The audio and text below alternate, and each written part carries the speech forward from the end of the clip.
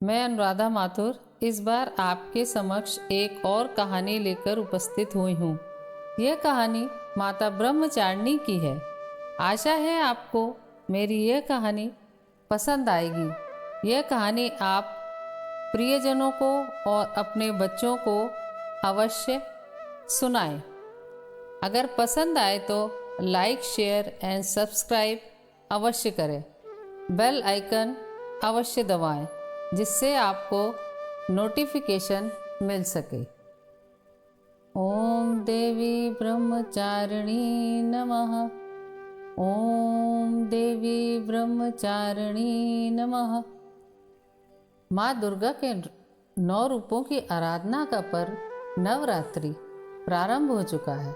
अश्विन मास के शुक्ल पक्ष की प्रतिपदा तिथि से नवमी तक माँ भगवती की उपासना की जाती है।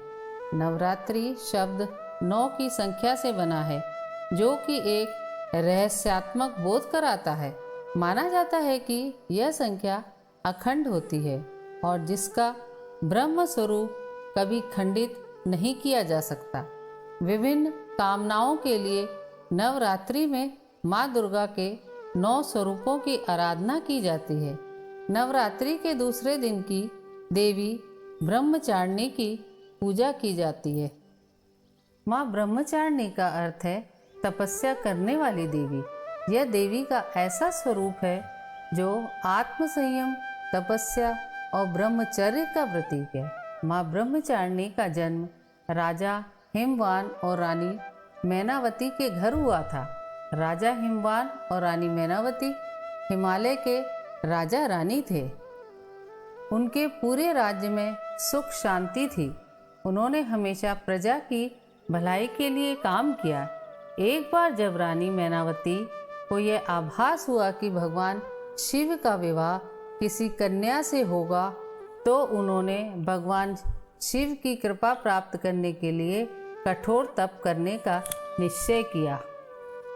रानी मैनावती ने अपने पति से कहा, राजन, मैं चाहती हूँ कि हम भगवान शिव को प्रसन्न करें ताकि वह हमें पुत्री प्रदान करें। राजा हिमवान ने सहर्ष अपनी पत्नी के प्रस्ताव को स्वीकार किया।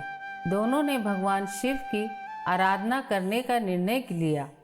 उन्होंने कठिन तपस्या की और अंततः भगवान शिव ने उन्हें पुत्री के रूप में माँ पार्वती का वरदान दिया। माँ पार्वती का बचपन हिमालय के राजमहल में अत्यंत सुख शांति से बीता। बचपन से ही उनकी सुंदरता और गुणों की चर्चा पूरे राज्य में होती थी, लेकिन उन्हें यह ज्ञान था कि उन्हें भगवान शिव को पति रूप में प्राप्त करना है। जैसे जैसे माँ पार्वती बड़ी होने लगी, उनका मन भगवान शिव के प्रति लगाव में बढ़ने लगा। उन्होंने अपने पिता से कहा, पिताजी, मैं भगवान शिव से विवाह करना चाहती हूँ। राजा हिमवान और रानी मैनावती ने उनकी बात सुनकर सोचा कि यह संभव नहीं है, क्योंकि भगवान शिव तो तपस्वी और समाधिस्थ हैं। माँ पार्वती ने अपने मन में ठान लिया कि वह भगवान शिव को पति रूप में प्राप्त करने के लिए कठिन तपस्या करेंगी। उन्होंने अपने माता पिता से अनुमति ली और तपस्या करने के लिए एक निर्जन स्थान पर चली गईं। माँ पार्वती ने पहले चरण में केवल फल और फूलों का सेवन करना शुरू किया। उन्होंने कई वर्षों तक इस तपस्या का पालन किया। उनकी तपस्या को देखकर देवगण भी आश्चर्यचकित थे। सभी देवता उनकी तपस्या की प्रशंसा करने लगे। जैसे जैसे समय बीतता गया, माँ पार्वती ने फल और फूलों का भी त्याग कर दिया। उन्होंने केवल जल पर निर्भर रहकर तप करना शुरू किया। इस कठिन तपस्या से उनका शरीर अत्यंत क्षीण हो गया, लेकिन उनकी तपस्या की दृढ़ता और भगवान शिव के प्रति उनके प्रेम में कोई कमी नहीं आई। भगवान शिव ने माँ पार्वती की तपस्या का परीक्षण करने का निर्णय लिया। उन्होंने एक ब्रह्मचारी का रूप धारण किया और माँ पार्वती के पास पहुँचे। जब भगवान शिव उनके सामने पहुँचे तो उन्होंने उन्हें ब्रह्मचारिणी नाम से संबोधित किया। ब्रह्मचारी ने फिर कहा, यदि तुम सच में भगवान शिव को पति के रूप में पाना चाहती हो तो तुमको और अधिक कठिन तपस्या करनी होगी। ब्रह्मचारी ने माँ पार्वती से पूछा, हे कन्या, तुम इतनी कठोर तपस्या क्यों कर रही हो? क्या तुम्हें भगवान शिव का नाम नहीं पता? वह तो कठोर तपस्या करने वालों को भी अनदेखा कर देते हैं। माँ पार्वती ने उत्तर दिया, हे ब्रह्मचारी, मैंने भगवान शिव को अपने पति के रूप में पाने के लिए यह तपस्या की है। मैं उनके प्रति अपने प्रेम में अडिग हूँ। माँ पार्वती ने ब्रह्मचारी की बातों को ध्यान में रखते हुए तपस्या और कठिन कर दी। उन्होंने वायु पर निर्भर रहने का निर्णय लिया। उनकी तपस्या के प्रभाव से आकाश में एक दिव्य प्रकाश फैल गया। भगवान शिव ने माँ पार्वती की कठोर तपस्या को देखकर प्रसन्न होकर अवतरित होने का निर्णय लिया। उन्होंने माता पार्वती को दर्शन दिए और कहा, तुम्हारी तपस्या ने मुझे प्रभावित किया है। मैं तुम्हारे साथ विवाह करने के लिए तैयार हूँ। माँ पार्वती ने भगवान शिव के प्रेम को स्वीकार कर लिया। माँ पार्वती को ब्रह्मचारिणी नाम इसलिए मिला क्योंकि उन्होंने भगवान शिव को पति के रूप में पाने के लिए हजारों सालों तक कठोर तपस्या की थी। तभी से माँ पार्वती के शांत और तपोरूप को ब्रह्मचारिणी कहा जाने लगा। भगवान शिव और माँ पार्वती का विवाह पूरे ब्रह्मांड में धूमधाम से मनाया गया। सभी देवता और ऋषि मुनि इस दिव्य विवाह में शामिल हुए। हिमालय की पहाड़ियों पर यह विवाह एक भव्य उत्सव बन गया। माँ ब्रह्मचारिणी का स्वरूप तप और संयम का प्रतीक है।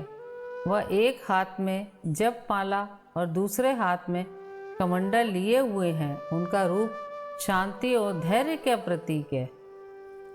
देवी ब्रह्मचारिणी की पूजा नवरात्रि के दूसरे दिन की जाती है और इसका विशेष महत्व है।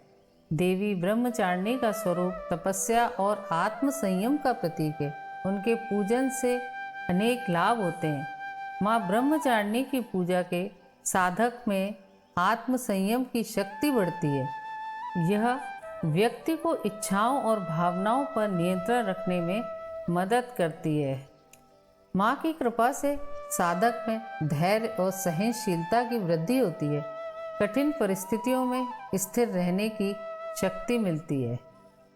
देवी की पूजा करने से साधक अपने जीवन के लक्ष्यों को प्राप्त करने में सफल होते हैं। जो कन्याएं अपने विवाह में बाधाओं का सामना कर रही हैं, उन्हें माँ ब्रह्मचारिणी की पूजा से विवाह में आने वाली कठिनाइयों को दूर करने में मदद मिलती है। माँ ब्रह्मचारिणी की कृपा से साधक का शरीर और मानसिक स्वास्थ्य बेहतर होता है। यह पूजा साधक को ऊर्जा और सकारात्मकता प्रदान करती है। इस प्रकार माँ ब्रह्मचारिणी की कथा हमें सिखाती है कि सच्चे प्रेम और तपस्या से हम किसी भी कठिनाई को पार कर सकते हैं। माँ की कृपा से सभी के जीवन में सुख समृद्धि आती है।